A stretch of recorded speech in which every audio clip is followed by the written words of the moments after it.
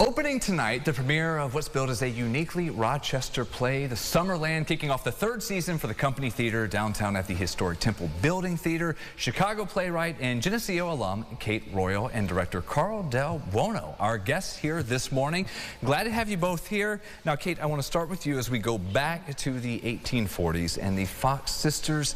Many people around here may not be familiar with this movement that got started in Rochester. Sure. So the Fox sisters began what is called the spiritualist movement. So if you've ever heard of mediumship, seances, that kind of thing, spiritualism is the practice that includes all of that. So the Fox sisters, Maggie and Kate Fox, two young women out in Hydesville, New York, which is now Newark, one day in March of 1848 started hearing rappings in their farmhouse, and that evolved into communication with spirits. And they headed up to Rochester, connected with their elder sister Leah, who really kind of brought them on the road and made them celebrities and made this movement a national, global event. You spent about 2 years or so writing it, a lot of time researching it. Why do you think it just took off? It exploded, something you learned about how the story evolved? Well, I think, and you'll see this in the play, it really kind of comes down to the influence of two women. Leah Fox, as we said, is the elder sister who was kind of their manager, you know, who understood the spectacle, the entertainment value of it. And this woman, Amy Post, who's kind of our main character of the play, who was this extremely involved activist in Rochester, connected with Frederick Douglass, signed the Declaration of Sentiments at Seneca Falls, and she was the one who really kind of legitimized the Fox sisters and allowed people to really take them seriously. So Amy Post and Leah Fox as kind of these two, you know, leaders of legitimizing spiritualism. Carl, when you were putting this together, what did you really try to focus on?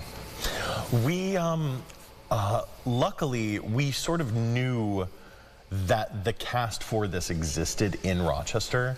One of the interesting things about this play that's been interesting directing-wise has been that we get to do kind of these like higher, these elevated sort of magic scenes, like with the seances and the ghosts and everything. And then we also have these like moments of like very normal domesticity, or like, you know, people talking about politics in a room, a group of people just getting together. So it's been great to sort of like play with that balance. I'll ask both of you, and Carl, I'll start with you. Did you know about these markers that are around the historic places that you can stop by and see where this story is out in plain view? I'd been by the where the Post's house used to be, and I remember that clicking while we were working on that, and I was like, oh, that's the same Posts. And then I knew, like, I'd heard of the Fox sisters, you know, you hear their names on the wind, and then it all sort of like clicked together that they were there with Elizabeth Cady Stanton and all of these other Rochester icons. And Kate, had you been? Really, in doing the research for the play, getting to kind of go out and see where the house was in Hydesville, visiting the Post's graves, you know, I think that's one of the gifts of telling a really local story, is getting to do that really hands-on research, and going to places like Lilydale, where spiritualism is alive and well.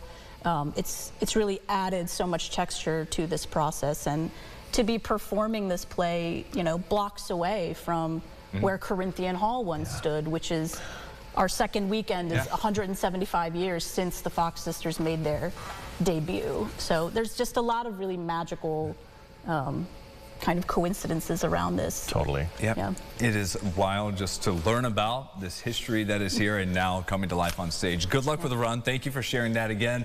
It's the Summerland opening tonight on stage to the 17th. Tickets $28 general admission, 25 students, seniors, available for the Company Theater box office website. Got a link to that today at rochesterfirst.com.